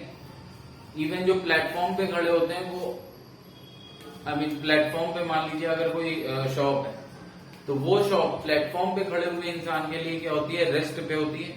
लेकिन अगर एक मूविंग ट्रेन, मतलब एक चलती हुई ट्रेन के अंदर अगर जो भी इंसान बैठा है, अगर उससे मैं बात करूं, तो उसके हिसाब से क्या होगा, वो शॉप रेस्ट पे ना होके बल्कि पीछे की तरफ जा रही होगी, ठीक है। तो ये जो ट्रेन है और ये जो प्लेटफॉर्म पे खड़ा हुआ पर्सन है, इन दोनों में क्या चेंज हो गया। देखिए इन दोनों एक ही मोशन, एक ही ऑब्जेक्ट के मोशन को देख रहे हैं, एक ही पार्टिकल को एनालाइज कर रहे हैं, वो है शॉप। लेकिन दोनों को अलग अलग क्यों दिख रहा है, इसका कारण है, क्यों, क्या कारण है, इनका एक्चुअली क्या चेंज हो गया है, due to change of frame of reference. Frame of reference क्या होता है, जहां से आप किसी भी पार्टिकल के मोशन का रेफरेंस पॉइंट चुन रहे हैं, जहां पर खड़े हो गए। फ्रेम ऑफ रेफरेंस की को हिंदी में बोलते हैं निर्देश तंत्र,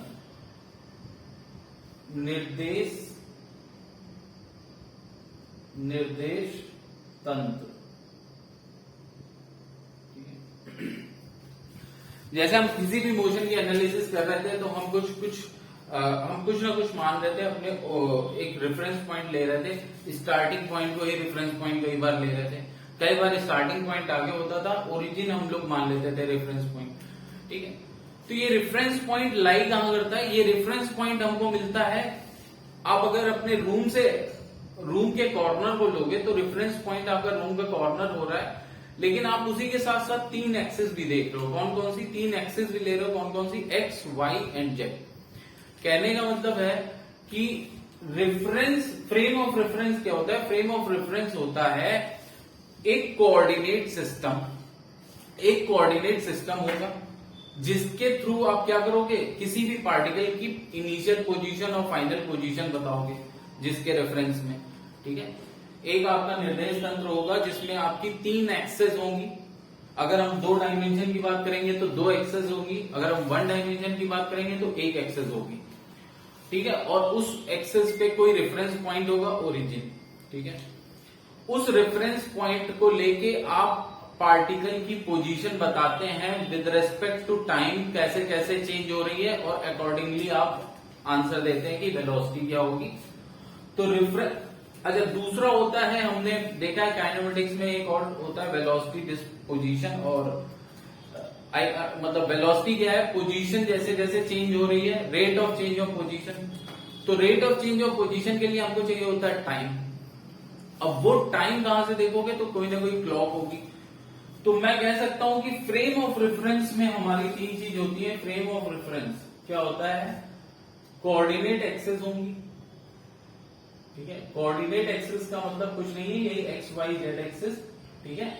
कोऑर्डिनेट एक्सेस होंगी प्लस एक क्लॉक होगी, जो कि उस फ्रेम ऑफ रेफरेंस के अकॉर्डिंग टाइम बताएगी। मतलब अलग से कोई क्लॉक नहीं लगाएंगे, और ऐसा भी नहीं होगा कि कार में आपके जो क्लॉक है वो अलग टाइम देगी और जो अर्थ पे लेके क्लॉक खड़ा होगा वो अलग टाइम देगी, क्योंकि वो क्लॉक तो जो है डिजाइन होती है ना, वो तो एक कैलिब्रेटेड होती है। कैलिब्रेटेड का मतलब उसमें तो सेट है कि उसको कितनी देर में कितना मूव करना है, ठीक है, उसका रेफरेंस पॉइंट पहले ही से सन और अर्थ की पोजीशन है, अकॉर्डिंगली चेंजेस हैं। तो यहां पे क्लॉक का मतलब क्या है कि यहां पे जो वेलोसिटी ट्रेन में बैठा पर्सन देखेगा शॉप की, वो जितनी शॉप ने डिस्टेंस चली होगी उसके अकॉर्डिंग उसको डिवाइड करेगा उस वेलोसिटी से जो वेलोसिटी उसने देखी है।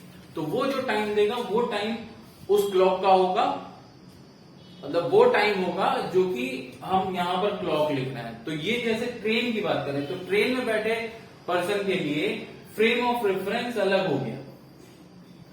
वो अपने हिसाब से अपने आसपास की सीट और 3 डायमेंशन को लेके कोऑर्डिनेट एक्सेस देखेगा, ठीक है। वो ट्रेन के फ्लोर को ले लेगा एक्स वाई प्लेन। आप जो प्लेटफॉर्म पे बंदा खड़ा है वो प्लेटफॉर्म को लेगा एक्स वाई प्लेन, और प्लेटफॉर्म पे ही किसी एक रेफरेंस पॉइंट को ओरिजिन मान के वो पोजीशन सेट करेगा उस शॉप की, और वो पोजीशन शॉप की आपकी स्थिर रहेगी, राइट, एक ही प्लेस पे रहेगा, क्योंकि उसके अकॉर्डिंग शॉप आगे पीछे नहीं जा रही है। लेकिन जो बंदा ट्रेन में बैठा है उसके अकॉर्डिंग रेफरेंस फ्रेम क्या है, उसके अकॉर्डिंग रेफरेंस फ्रेम है उसकी ट्रेन का फ्लोर जो कि आगे जा रहा है, और वो बंदा भी आगे जा रहा है उस फ्लोर के साथ। तो उस फ्लोर की वेलोसिटी, उस फ्लोर की स्पीड उस पर्सन के हिसाब से 0 होगी, ठीक है, क्योंकि वो फ्लोर पे एक ही जगह है। तो उसने अपने ही फ्लोर पे किसी एक पॉइंट को रेफरेंस पॉइंट लिया है, और उस रेफरेंस पॉइंट से वो अपनी दूरी देख रहा है। तो वो देख रहा है ना वो रेफरेंस पॉइंट उससे दूर जा रहा है, ना वो खुद रेफरेंस पॉइंट से दूर जा रहा है। लेकिन उस रेफरेंस तो इसके अकॉर्डिंग जो है वो ट्रेन का फ्लोर भी एक ही प्लेस पे है और वो भी एक प्लेस पे है। लेकिन इस ट्रेन के फ्लोर के रेफरेंस पॉइंट के हिसाब से जो वो शॉप है वो इसको दूर जाती हुई दिख रही है। तो इसको ये लगेगा कि वो शॉप जो है स्टेशनरी नहीं है, रेस्ट पे नहीं है, वो मूव कर रही है, ठीक। तो ये फ्रेम ऑफ रेफरेंस का ही पूरा खेल होता है। अब इनमें आपस में रिलेशन हमको देखना होता है कि अगर हम किसी एक पार्टिकल की पोजीशन को और उसके मोशन को एनालाइज कर रहे हैं 2 फ्रेम ऑफ रेफरेंस से, तो उनमें आपस में जो डिस्प्लेसमेंट है उसका रिलेशन, वेलोसिटी का रिलेशन, ये क्या होता है ये देखना होता है।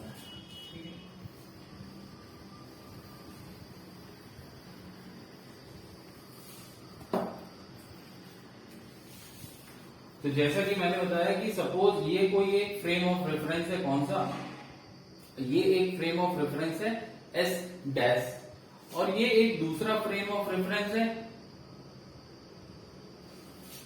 एक्स वाई जो कि एस है, ठीक है।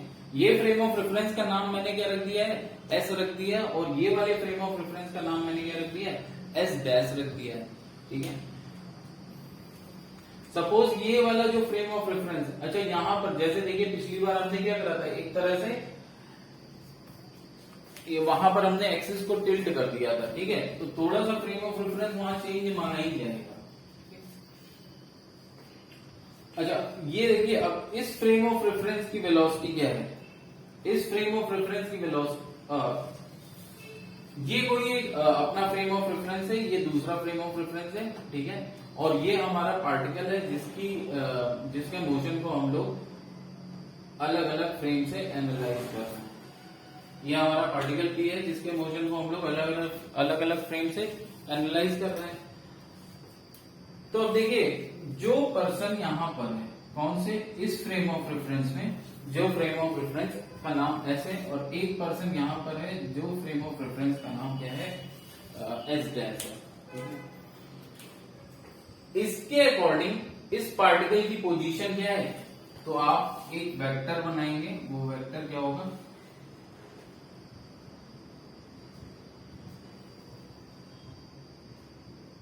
ये वेक्टर होगा, ठीक है। तो इस पार्टिकल की पोजीशन इस पर्सन के अकॉर्डिंग क्या होगा, वो यही डायरेक्शन दिखाएगा। तो ये डायरेक्शन और ये लेंथ यही हो गई इस वेक्टर की, ये लेंथ और डायरेक्शन ये, ठीक है। तो जो वेक्टर एसपी है वो मैं क्या लिखूंगा, जो वेक्टर एसपी है वो मैं लिखूंगा position vector of particle with respect to S, ठीक है। Position vector of the particle with respect to S, ठीक है। अब पोजीशन वेक्टर हम लोग आर से रिप्रेजेंट करते हैं, ठीक है। अब लेकिन है किसके रेस्पेक्ट में, विद रेस्पेक्ट टू एस। तो हम लोग, और किसका है, पी का है, तो हम इसको इस तरीके से रिप्रेजेंट करते हैं, position vector of P with respect to S. इसको डिनोट करते हैं, इसके लिए जो साइन होता है वो ये होता है पोजीशन वेक्टर। ये देखिए एसपी क्या है, position vector of the particle with respect to S. तो position vector of P, particle P with respect to S, ठीक है। अब मैं अगर ये वाले पर्सन से पूछूं, एस डैश में जो खड़ा है, रेफरेंस फ्रेम एस डैश में जो खड़ा है, इससे अगर मैं पूछता हूं तो ये क्या बताएगा, क्या पोजीशन वेक्टर है, ठीक है। तो यहां पर मैं अगर लिख दूं तो एसपी क्या है, एसपी पोजीशन वेक्टर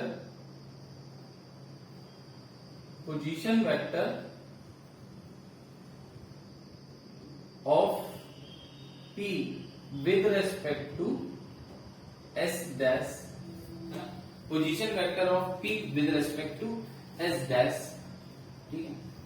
अब देखिए अगर मैं एस वाले पर्सन से पूछूं कि frame of reference S dash का पोजीशन वेक्टर क्या है, मतलब एस डैश किस तरफ है, फ्रेम ऑफ रेफरेंस एस, निर्देश तंत्र एस में जो पर्सन खड़ा है, अगर मैं उससे पूछता हूं कि निर्देश तंत्र एस डैश किस तरफ है, तो वो क्या बताएगा, वो यही डायरेक्शन बताएगा और ये लेंथ बताएगा, इतनी दूरी बताएगा, राइट। तो यही तो डिस्प्लेसमेंट वेक्टर हो गया, पोजीशन वेक्टर जिसको बोलेंगे।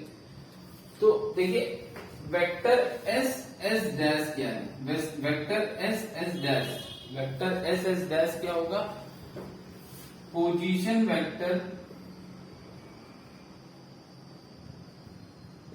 Of frame of reference S dash, frame of reference S dash with respect to S, मतलब एस एस डैश क्या होगा, एस डैश का पोजीशन एस पे खड़े होके जब आप देखोगे तो एस डैश कहां पर है, वो पोजीशन आपको एस एस डैश देगा। अब देखिए, अब इस ट्रायंगल में देखें, अगर इस ट्रायंगल में देखें, ठीक है, अगर मैं इस ट्रायंगल में देखूं तो इस ट्रायंगल से देखिए मुझको क्या दिख रहा है,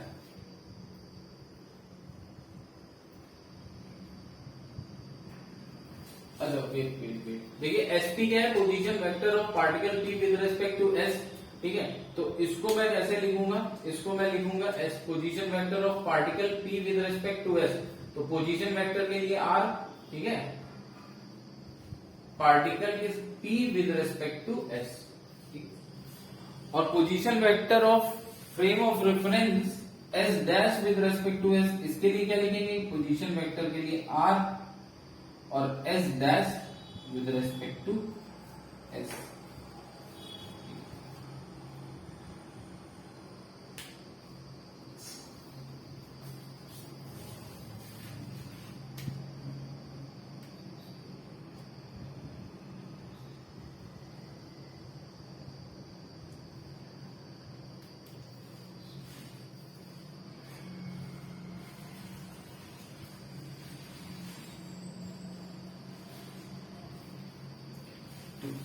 तो अब देखिए इस ट्रायंगल में अगर मैं देखूं, ट्रायंगल, ये जो ट्रायंगल आपके पास बन के आ रहा है, तो इस ट्रायंगल में अगर मैं law of addition of vector लगाऊं, ठीक है, अगर मैं law of addition of vector लगाऊं, तो law of addition of vector अगर मैं लगाता हूं, लॉ ऑफ ट्रायंगुलर एडिशन, जो वेक्टर एडिशन का लॉ होता है ना ट्रायंगल वाला, उसके हिसाब से देखिए क्या हो जाएगा। उसके हिसाब से हो जाएगा vector S S dash plus S dash P is equal to क्या हो जाएगा S P. S S dash plus S dash P ये किसके बराबर हो जाएगा, एस पी के बराबर हो जाएगा। S S dash plus S dash P ये किसके बराबर हो जाएगा, एस पी के बराबर हो जाएगा। ठीक है, तो एस एस डैश क्या है, एस एस डैश है हमारा vector position, I mean position vector of S dash with respect to S. और एस डैश पी क्या है, एस डैश पी है position vector of P with respect to S dash. ये किसके बराबर दे रहा है, ये दे रहा है position vector of P with respect to S. Position vector of P with respect to S. ये रिलेशन होता है पोजीशन के भी, पोजीशन मतलब दो फ्रेम ऑफ रेफरेंस में जो अलग अलग पोजीशन वेक्टर आ रहा है उनके बीच का रिलेशन आपका आ गया। ठीक है, लेकिन ये है कि हर बार आप ना इतना बड़ा फिगर बनाओगे, ना इतना बड़ा डायग्राम बनाओगे, ना ये सब एनालिसिस करोगे। तो इस इक्वेशन को ऐसे आप गलत तरीके से भी लिख सकते हो, कहीं एस डैश ऐसा आगे हो गया, पी ये पीछे हो गया, राइट। तो इससे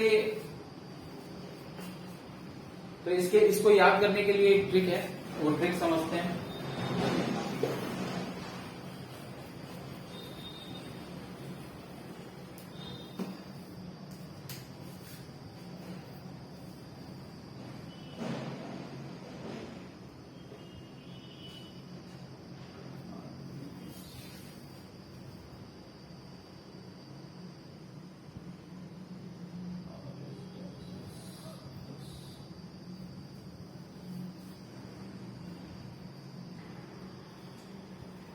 बस अगर इसको मैं थोड़ा सा जो है रीअरेंज करके लिखता हूं, ठीक है, तो ये क्या हो जाएगा, R P with respect to S, मतलब position vector of P with respect to frame of reference S.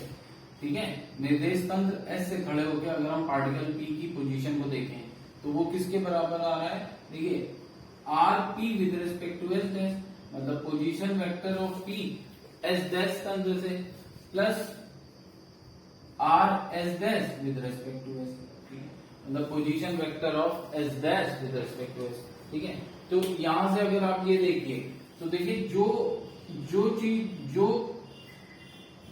Word बीच में आ रहा है एस डैश वो गायब हो जा रहा है इधर, बस यही ट्रिक याद रखिए, जो वर्ड बीच में आ रहा है एस डैश वो गायब हो जा रहा है इधर। ठीक है, तो ये एक आपका बेस्ट तरीका है आपको ये याद रखने का। आपको क्वेश्चन में दो फ्रेम ऑफ रेफरेंस होंगे, दो फ्रेम ऑफ रेफरेंस होंगे और एक पार्टिकल होगा।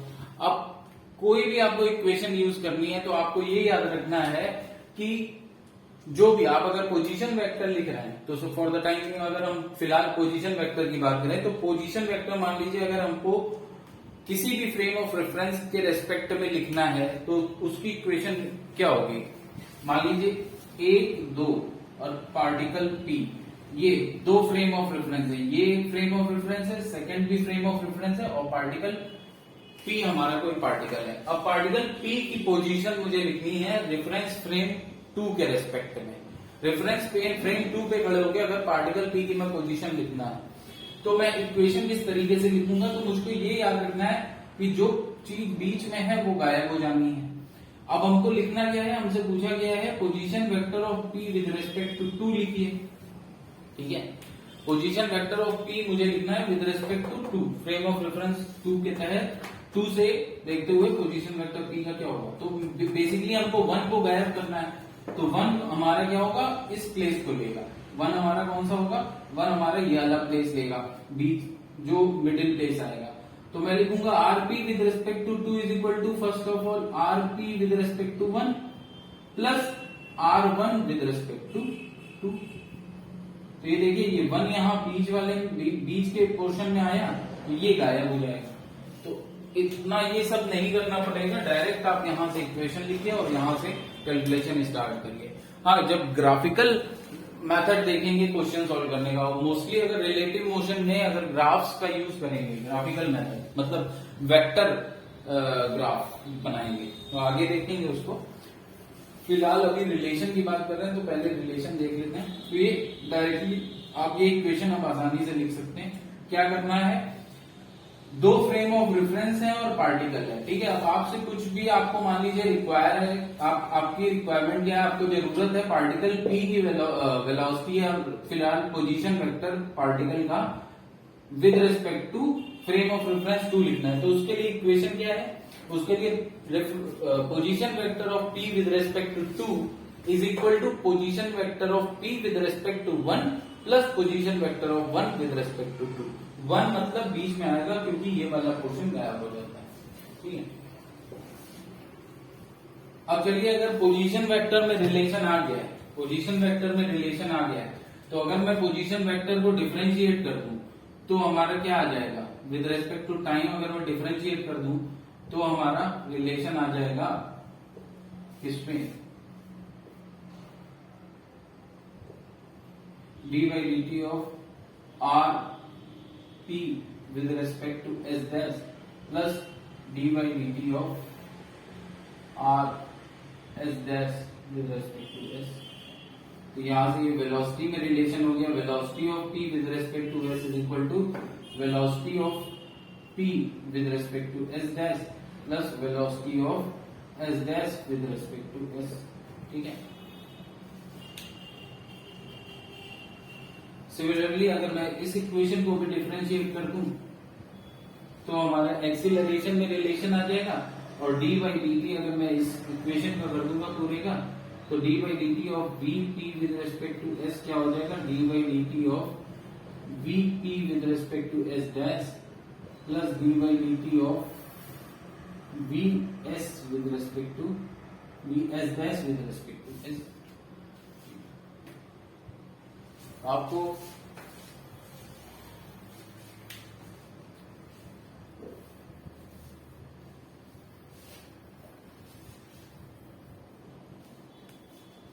यहां से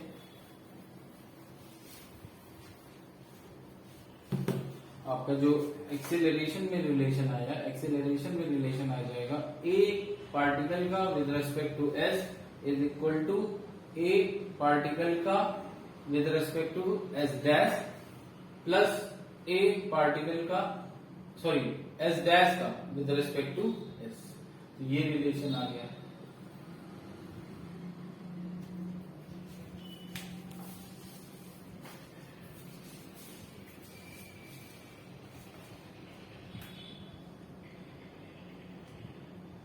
अब मान लीजिए कि इनमें से कोई भी एक फ्रेम ऑफ रेफरेंस जो है अर्थ है, सपोज एस हमारा अर्थ है, ठीक है। तो आपको पता होगा कि अर्थ की वेलोसिटी तो कुछ रहती नहीं है, तो V S dash with respect to कोई भी फ्रेम ऑफ रेफरेंस एस, तो सपोज एस मान लीजिए एस डैश अर्थ है, ठीक है। एस डैश अगर अर्थ है तो V S dash with respect to S 0 होगा, ठीक है, और A S dash with respect to S भी 0 होगा, ठीक है।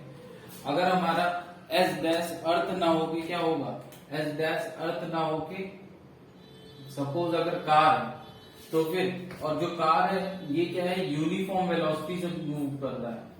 यूनिफॉर्म वेलोसिटी का मतलब क्या हो जाएगा, वेलोसिटी कांस्टेंट है, यूनिफॉर्म वेलोसिटी से मूव कर रहा है। तो देखिए V S dash with respect to S, ये तो 0 नहीं होगा,